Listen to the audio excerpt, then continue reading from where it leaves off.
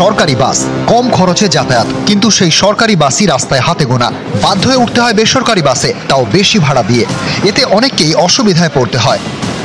সরকারি বাস দেখা পেলে ভালো হতো, ভাড়াটা অনেকটা কম হতো, আমাদেরও সুবিধে হয়। তো যেহেতু মিলছে না, সেই জন্য আমাদেরকে বেসরকারি বাসটাই বহন করতে হচ্ছে।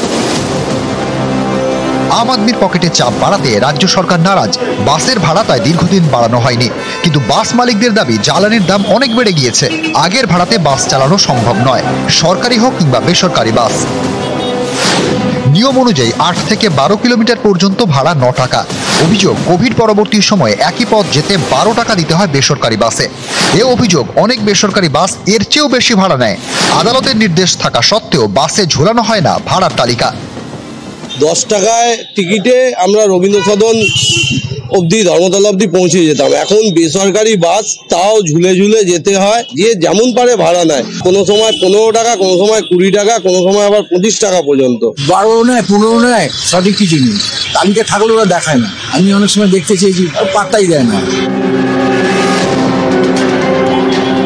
বেশি ভাড়া দিয়ে বাসে উঠেও স্বস্তি নেই।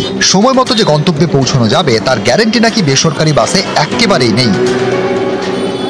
সরকারি বাস নেই, অবস্থা খুব খারাপ। আর বেসরকারি বাসে তো ভাড়া বেশি বেশি, স্লো চলে, ইচ্ছা করে স্লো করে, কিছু করার নেই। এইটাই সিস্টেম হয়ে গেছে, ওই বলারও লোক নেই।